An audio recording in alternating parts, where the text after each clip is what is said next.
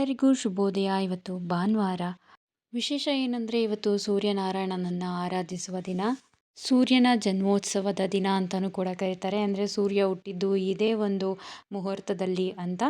ಈ ದಿನ ಮಾಡಿದ ಪೂಜೆಯಿಂದ ನಾವು ಆರೋಗ್ಯ ವೃದ್ಧಿ ಮಾಡ್ಕೋಬೋದು, ಹಾಗೆ ನಮ್ಮ ಪಾಪಗಳನ್ನು ನಾಶ ಮಾಡ್ಕೋಬೋದು ಅಂತ ಶಾಸ್ತ್ರಗಳಲ್ಲಿ ಹೇಳಲಾಗುತ್ತೆ.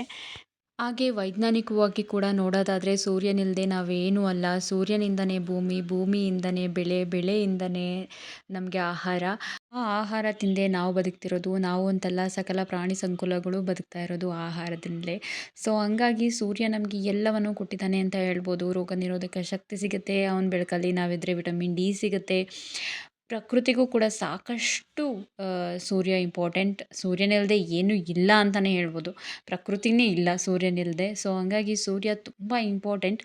ಸೊ ಹಂಗಾಗಿ ನಾವು ವೈಜ್ಞಾನಿಕ ದೃಷ್ಟಿಯಿಂದಲೂ ಕೂಡ ಅವನಿಗೆ ಗ್ರ್ಯಾಟಿಟ್ಯೂಡ್ ತೋರೋದು ತುಂಬ ಇಂಪಾರ್ಟೆಂಟ್. ಗ್ರ್ಯಾಟಿಟ್ಯೂಡ್ನ ತೋರಿಸೋದು ನಮ್ಮ ಮೆಂಟಲ್ ಹೆಲ್ತ್ಗೆ ತುಂಬ ಒಳ್ಳೆಯದು. ಸೊ ಹಂಗಾಗಿ ಸೂರ್ಯನಿಗೆ ಪೂಜೆ ಮಾಡೋದ್ರಿಂದ ತುಂಬ ಬೆನಿಫಿಟ್ಸ್ ಇದೆ ವೈಜ್ಞಾನಿಕವಾಗಿಯೂ ಕೂಡ.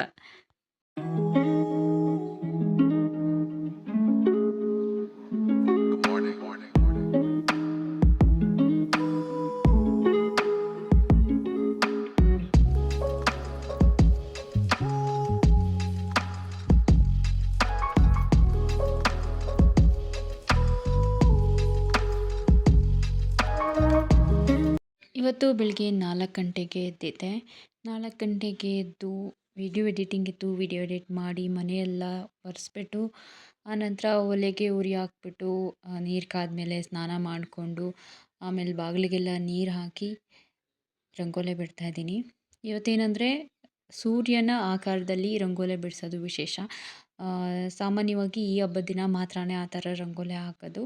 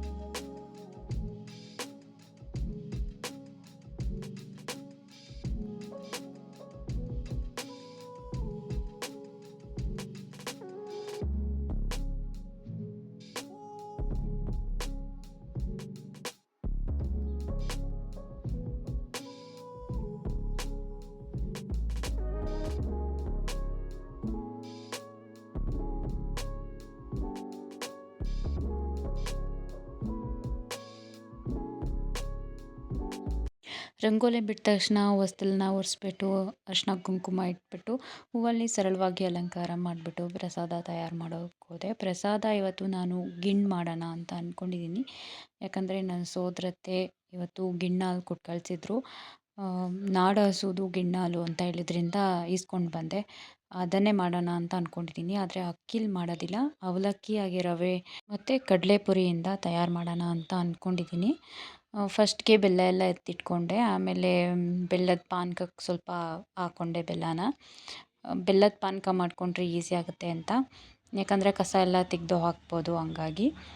ಅದ್ರ ಮಧ್ಯೆ ಪಾನಕ ಬೇಯ್ತಿರ್ಬೇಕಾದ್ರೆ ಹೂವೆಲ್ಲ ತೊಗೊಂಡು ದೇವ್ರಿಗೆ ಇಟ್ಬಿಡೋಣ ಸ್ವಲ್ಪ ಅಂತ ಅಲ್ಲಲ್ಲೇ ಅಲಂಕಾರ ಮಾಡಿಕೊಂಡ್ರೆ ಈಸಿ ಆಗುತ್ತೆ ಅಂತ ಕೂಡ ಮಾಡಿಕೊಂಡೆ. ದೇವ್ರ ಪೂಜೆಗೆಲ್ಲ ಹೂವಿಡೋದೆಲ್ಲ ಮಾಡಿ ಇವಾಗ ಪ್ರಸಾದ ಮಾಡಬೇಕು. ಮೊದಲಿಗೆ ಒಣಶುಂಠಿ ಹಾಗೆ ಏಲಕ್ಕಿನ ಚೆನ್ನಾಗಿ ಪೌಡ್ರ್ ಮಾಡ್ಕೋಬೇಕು ಅಂತೇಳಿ ಸ್ವಲ್ಪ ಹುರ್ಗಡ್ಲೆ ಹಾಕಿ 1 ಟೇಬಲ್ ಸ್ಪೂನ್ ಹುರ್ಗಡ್ಲೆ ಹಾಕಿ ಪುಡಿ ಮಾಡ್ಕೊತಾ ಇದ್ದೀನಿ. ಆ ನಂತರ ಅದಕ್ಕೆ ಎಕ್ಸ್ಟ್ರಾ 1 ಕಪ್ಪು ಹುರ್ಗಡ್ಲೆ ಹಾಕಿ ಪುಡಿ ಮಾಡ್ಕೊತಾ ಇದ್ದೀನಿ. ಅದನ್ನು ಸೈಡ್ಗೆ ಎತ್ತಿಟ್ಕೊಂಡು, ಆ ನಂತರ 2 ಟೇಬಲ್ ಸ್ಪೂನ್ ರವೆನ ಚೆನ್ನಾಗಿ ಹುರ್ಕೋತಾ ಇದ್ದೀನಿ. ಅದು ಕೂಡ ಸೈಡ್ಗೆ ಎತ್ತಿಟ್ಕೊಂಡು, ಆ ನಂತರ ಒಂದು ಅರ್ಧ ಬೌಲಷ್ಟು ಅವಲಕ್ಕಿನ ಚೆನ್ನಾಗಿ ತೊಳ್ಕೊತಾ ಇದ್ದೀನಿ. ಅದನ್ನು ಒಂದು 3 ಸಾರಿ ಚೆನ್ನಾಗಿ ತೊಳೆದು ಸೈಡ್ಗೆ ಎತ್ತಿಡ್ತಾ ಇದ್ದೀನಿ. ಒಂದು 5 ನಿಮಿಷ ಅದನ್ನು ಬಿಟ್ಟರೆ ಅದು ಸಾಫ್ಟ್ ಆಗುತ್ತೆ. ಆ 5 ನಿಮಿಷದಲ್ಲಿ ನಾನು ಕಳಸ ತಯಾರು ಮಾಡೋಣ ಅಂತ ಹೇಳಿ ಬಂದಿದ್ದೀನಿ. ಕಳಸ ನಾನು ತುಂಬ ಸಿಂಪಲ್ಲಾಗಿ ಮಾಡೋದು. ಕಾಯಿ ಕಳಸ ಎಲ್ಲ ಇಡಲ್ಲ, ಮತ್ತು ಕಳಸದೊಳಗೆ ಅದು ಹಾಕ್ಬೇಕು ಇದು ಹಾಕ್ಬೇಕು ಅದು ಯಾವುದು ನಾನು ಮಾಡಲ್ಲ. ನಾನು ತುಂಬ ಸಿಂಪಲ್ ಪೂಜೆನ ಇಷ್ಟಪಡ್ತೀನಿ. ಎಲ್ಲನೂ ನಂಬಲ್ಲ. ತುಂಬ ಡೀಪಾಗಿ ಹೋಗಿ ಎಲ್ಲನೂ ನಂಬಲ್ಲ. ಅದೇ ಹಾಕ್ಬೇಕು ಇದೇ ಹಾಕ್ಬೇಕು ಆ ಥರ ತುಂಬ ವೈಜ್ಞಾನಿಕವಾಗಿ ಥಿಂಕ್ ಮಾಡ್ತೀನಿ ನಾನು ಪೂಜೆಯಲ್ಲೂ ಕೂಡ.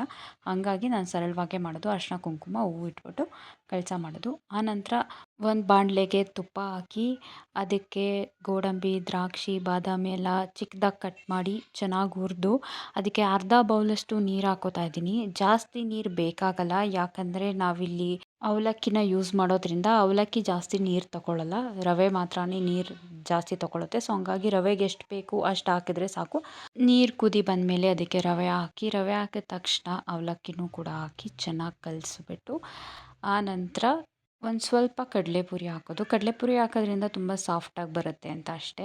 ಕಡಲೆಪುರಿ ಹಾಕಿ ಚೆನ್ನಾಗಿ ತಿರುವಿ ಅದಾದಮೇಲೆ ನಾವೇನು ಮೊದಲೇ ರೆಡಿ ಮಾಡಿ ಇಟ್ಕೊಂಡಿದ್ವಲ್ಲ ಕಡಲೆ ಪೌಡ್ರು, ಏಲಕ್ಕಿ ಹಾಕಿ ಶುಂಠಿ ಎಲ್ಲ ಹಾಕಿ ಅದನ್ನು ಹಾಕಿ ಚೆನ್ನಾಗಿ ತಿರುವುದು. ಜಾಸ್ತಿ ಹೊತ್ತೇನಿಲ್ಲ, ಜಸ್ಟ್ ಕಲಸಿದ್ರೆ ಸಾಕು, ಅದು ಬೆಂದೋಗುತ್ತೆ ಅಷ್ಟೇ ಸಾಕು. ತುಂಬ ಬೇಯಿಸೋ ಅಗತ್ಯ ಏನಿಲ್ಲ. ಆನಂತರ ಹಾಲು ಹಾಕ್ತಾಯಿದ್ದೀನಿ, ಗಿಣ್ಣಾಲು ಕೂಡ ಆಲ್ರೆಡಿ ಕುದಿಸಿ ಇಟ್ಕೊಂಡಿರೋದು.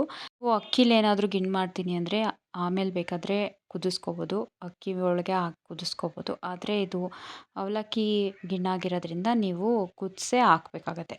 ಸೊ ಅದಾದಮೇಲೆ ಚೆನ್ನಾಗಿ ಕಲಸಿ ಎಲ್ಲ ಆದಮೇಲೆ ಅದಕ್ಕೆ ಸ್ವಲ್ಪ ಕೊಬ್ಬರಿ ಹಾಕೋದು. ಕೊಬ್ಬರಿ ಹಾಕಿ ಚೆನ್ನಾಗಿ ತಿರುಗಿಬಿಟ್ಟು ಏನು ಬೆಲ್ಲದ ಪಾನಕ ಮಾಡಿ ಇಟ್ಕೊಂಡಿದ್ದೆ ಅದನ್ನು ಸೋಸಿ ಹಾಕೋದು ಅಷ್ಟೇ.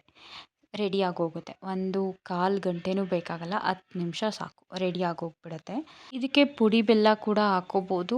ನೀವು ತುರಿದು ಹಾಕ್ತಾರಲ್ಲ ಅದು ಕೂಡ ಮಾಡ್ಬೋದು. ನಾನು ಕಸ ಎಲ್ಲ ಇರುತ್ತೆ ಅಂತೇಳಿ ಅದನ್ನು ಚೆನ್ನಾಗಿ ಪಾನಕ ಮಾಡಿಕೊಂಡು ಸೋಸ್ಕೋತಾ ಇದ್ದೀನಿ ಅಷ್ಟೇ. ಇನ್ನು ಸೂರ್ಯ ದೇವನಿಗೆ ದೀಪ ಕೂಡ ರೆಡಿ ಮಾಡಿಟ್ಕೊಂಡೆ. ಎಕ್ಕದೆಲೆ ಮೇಲೆ ದೀಪ ಇಟ್ಟು ಹಚ್ಚಿದ್ರೆ ಒಳ್ಳೆಯದು ಅಂತ ಹೇಳ್ತಾರೆ. ಸೊ ಹಂಗಾಗಿ ಮಾಡ್ತಾಯಿದ್ದೀನಿ. ಅದಕ್ಕೆ ಗೋಧಿನೂ ಹಾಕ್ತಾರೆ ಅಂತ ಹೇಳ್ತಾರೆ. ಆದರೆ ನಾನು ಗೋಧಿ ಎಲ್ಲ ಹಾಕಿಲ್ಲ, ಜಸ್ಟ್ ಎಕ್ಕದ ಎಲೆ ಮೇಲೆ ದೀಪ ಹಚ್ತಾ ಇದ್ದೀನಿ ಅಷ್ಟೇ. ಅದು ಹೊರ್ಗಡೆ ಸೂರ್ಯನ ಕಿರಣ ಬೀಳುವ ಜಾಗದಲ್ಲಿ. ಆದರೆ ಇವತ್ತು ಬಿಸಿಲು ಅಷ್ಟಿರಲೇ ಇಲ್ಲ, ತುಂಬ ತಂಪಾಗಿತ್ತು ವಾತಾವರಣ. ಹಾಗೆ ಅಭಿಷೇಕಕ್ಕೆ ಬೇಕಾದಂಥ ಎಲ್ಲ ಸಾಮಗ್ರಿಗಳನ್ನ ಎತ್ತಿಟ್ಕೊಂಡು ನಾನು ರೆಡಿ ಆಗ್ತಾಯಿದ್ದೀನಿ. ರೆಡಿ ಆಗೋದು ಅಂದರೆ ಏನು ಮೇಕಪ್ ಎಲ್ಲ ನಾನು ಯಾವಾಗಲೂ ಮಾಡ್ಕೊಳ್ಳಲ್ಲ. ಜಸ್ಟ್ ತಲೆ ಬಾಚಿ ಹೂವು ಮುಡ್ಕೊಂಡು ಅರಿಶಿನ ಕುಂಕುಮ ಅಷ್ಟೇ ಹಾಕ್ತೀನಿ, ಬಳೆ ಹಾಕ್ತೀನಿ ಅಷ್ಟೇ. ನಾನು ಇನ್ನೇನು ಮೇಕಪ್ ಎಲ್ಲ ಮಾಡ್ಕೊಳ್ಳೋದಿಲ್ಲ. ಸಾಮಾನ್ಯವಾಗಿ ಹಬ್ಬದಲ್ಲೂ ಕೂಡ ಏನಾದರೂ ಹೊರ್ಗಡೆ ಹೋದರೆ ಫಂಕ್ಷನ್ ಇದ್ದರೆ ಮಾತ್ರನೇ ಮೇಕಪ್ ಮಾಡೋದು. ಇಷ್ಟೆಲ್ಲ ಕೆಲಸಗಳು ಮಾಡಿ ಪ್ರಸಾದ ತಯಾರು ಮಾಡಿ ನಾನು ರೆಡಿ ಆಗೋಷ್ಟರಲ್ಲೆಲ್ಲ ಆಲ್ಮೋಸ್ಟ್ 7 ಗಂಟೆ ಆಗೋಗಿತ್ತು. ಸೂರ್ಯ ಹುಟ್ಟೋಕ್ಕೂ ಮುಂಚೆ ಪೂಜೆ ಮಾಡಿದ್ರೆ ಒಳ್ಳೆಯದು ಅಂತ ಹೇಳ್ತಾರೆ. ನಾನು ಅಂದ್ಕೊಂಡೆ ಸೂರ್ಯ ಹುಟ್ಟಿದ ಮೇಲೂ ಪೂಜೆ ಮಾಡಿದ್ರೆ ಏನು ತೊಂದರೆ ಇಲ್ಲ, ಹೇಗಿದ್ದರೂ ಸೂರ್ಯ ಹುಟ್ಟಿರ್ತಾನಲ್ಲ ಅವ್ನಿಗೆ ಅಲ್ವಾ ಪೂಜೆ ಮಾಡೋದು ಅಂತೇಳಿ ಯಾವುದೇ ರಿಗ್ರೆಟ್ ಇಲ್ಲದೆ ಪೂಜೆನ ಸ್ಟಾರ್ಟ್ ಮಾಡಿದೆ 7 ಗಂಟೇಲಿ. ಸಾಮಾನ್ಯವಾಗಿ ಸೂರ್ಯನನ್ನು ಸೂರ್ಯನಾರಾಯಣ ಅಂತ ಕರೀತಾರೆ. ಯಾಕಂದರೆ ಸೂರ್ಯ ನಾರಾಯಣ ಸ್ವರೂಪನಾದವನು ಅಂತ. ಅಂದರೆ ನಾರಾಯಣನ ಒಂದು ಅಂಶ ಅಂತ ಹೇಳ್ಬೋದು ಸೂರ್ಯನ. ಸೊ ಹಂಗಾಗಿ ಫಸ್ಟು ನಾರಾಯಣನನ್ನು ನೆನೆದು ನಾನು ಅಭಿಷೇಕ ಮಾಡ್ತಾಯಿದ್ದೀನಿ.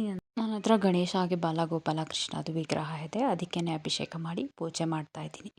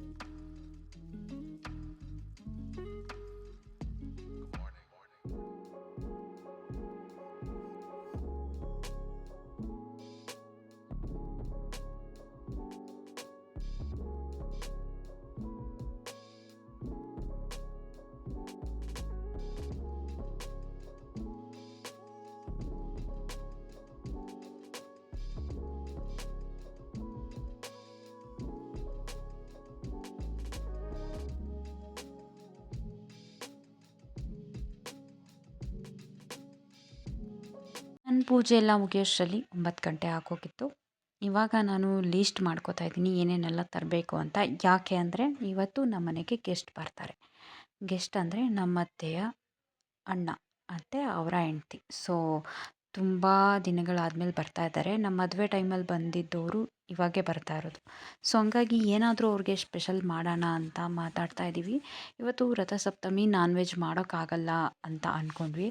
ಆದರೆ ನಮ್ಮ ಕಡೆ ಎಲ್ಲ ಈ ಥರ ಅಪರೂಪಕ್ಕೆ ಬರೋ ಅತಿಥಿಗಳಿಗೆ ನಾನ್ ವೆಜ್ಜೇ ಮಾಡೋದು. ಯಾಕಂದರೆ ನಾನ್ ವೆಜ್ ಮಾಡಿದ್ರೇ ಸ್ಪೆಷಲ್ ಅನ್ನೋದು ಇಲ್ಲಿನ ಮೈಂಡ್ಸೆಟ್ಟು. ಅದು ಏನೂ ಮಾಡೋಕ್ಕಾಗಲ್ಲ. ನಮ್ಮ ಅತ್ತೆಗೂ ಆ ಥರ ಒಂದು ಮೈಂಡ್ಸೆಟ್ ಇರುತ್ತೆ. ಸೊ, ನಮಗೂ ಇದೆ, ಇಲ್ಲ ಅಂತಲ್ಲ. ಸೊ, ಹಂಗಾಗಿ ನಾವು ಡಿಸೈಡ್ ಮಾಡಿದ್ವಿ, ಆಯಿತು ನಾನ್ ವೆಜ್ಜೇ ಮಾಡೋಣ ಅಂತ. ನಾನು ಅಂದ್ಕೊಂಡೆ ಭಕ್ತವತ್ಸಲನಾದ ನಾರಾಯಣನಿಗೂ ಅರ್ಥ ಆಗುತ್ತೆ ನಮ್ಮ ಸಿಚುವೇಶನ್ ಅಂತ. ಯಾಕಂದರೆ ದೇವ್ರಿಗಿಂತ ಕರುಣಾಮಯಿ ಯಾರೂ ಇಲ್ಲ. ನಾನು ಏನೋ ಆಗೋಗ್ಬಿಡುತ್ತೆ, ಪೂಜೆ ಮಾಡಿದ್ದೀನಿ ಅದೆಲ್ಲ ನಾನು ನಂಬೋದೇ ಇಲ್ಲ. ನಾನು ಆವಾಗಲೇ ಹೇಳ್ದಂಗೆ ದೇವರು ತುಂಬ ಕರುಣಾಮಯಿ. ಅವನು ತುಂಬ ಕ್ಷಮಾಗುಣ ಹೊಂದಿರೋನು. ಹಾಗಾಗಿ ಭಕ್ತವತ್ಸಲನಾದ ನಾರಾಯಣ ಕ್ಷಮಿಸ್ತಾನೆ ಅಂತ ಅಂದ್ಕೊಂಡಿದ್ದೀನಿ. ಹಾಗೆಯೇ ಅತಿಥಿ ದೇವೋಭವ ಅನ್ನೋದು ಕೂಡ ನಮ್ಮ ಸಂಸ್ಕಾರ. ಹಂಗಾಗಿ ಇಟ್ಸ್ ಓಕೆ ಅಂತ ಹೇಳಿ ನಾನು ನಾನ್ ವೆಜ್ ಮಾಡೋಕ್ಕೆ ಒಪ್ಕೊಂಡೆ. ನನ್ನ ಹಸ್ಬೆಂಡ್ ಕೂಡ ಹೆಲ್ಪ್ ಮಾಡ್ತಾ ಇದ್ದಾರೆ. ಹೆಲ್ಮೆಟ್ ಹಾಕ್ಕೊಂಡು ಈರುಳ್ಳಿ ಕಟ್ ಮಾಡ್ತಾ ಇದ್ದಾರೆ. ಅದು ಬೆಸ್ಟ್ ಟಿಪ್ಪು ಏನಂದರೆ, ನಿಮಗೆ ಕಣ್ಣೀರು ಬರ್ತಾ ಇದೆ ಅಂದರೆ ಹೆಲ್ಮೆಟ್ ವೇರ್ ಮಾಡಿದ್ರೆ ಏನೂ ನಿಮಗೆ ಫೀಲ್ ಆಗೋದೇ ಇಲ್ಲ, ಕಣ್ಣೀರು ಬರೋದೇ ಇಲ್ಲ. ನಿಜವಾಗ್ಲೂ ಅದು ಟ್ರೈ ಮಾಡಿ ಒಂದು ಸಾರಿ. ಅಡುಗೆ ಎಲ್ಲ ಮಾಡೋಷ್ಟರಲ್ಲಿ ಸಂಜೆ ಆಗೋಯಿತು. ತುಂಬ ವೆರೈಟೀಸ್ ಮಾಡಿದ್ದೆ. ನಾನು ಯಾವುದೂ ತೋರ್ಸೋಕ್ಕಾಗಿಲ್ಲ, ಶೂಟ್ ಮಾಡೋಕ್ಕಾಗಿಲ್ಲ. ಅಷ್ಟು ಸುಸ್ತಾಗಿ ಹೋಗಿತ್ತು ನನಗೆ. ಹಂಗಾಗಿ ಅವ್ರು ಬರೋಕ್ಕೆ ಮುಂಚೆ ಒಂದಷ್ಟು ರೆಸ್ಟ್ ಮಾಡೋಣ ಅಂತ ಹೋಗ್ಬಿಟ್ಟು ಹಂಗೆ ಮಲ್ಕೊಬಿಟ್ಟೆ. ಹಾಗೆ ನಾನು ವ್ಲಾಗ್ ಮುಂದುವರ್ಸೋಕ್ಕೂ ಆಗಲಿಲ್ಲ. ವಿಡಿಯೋನ ಇಲ್ಲಿಗೆ ಎಂಡ್ ಮಾಡ್ತೀನಿ. Thanks for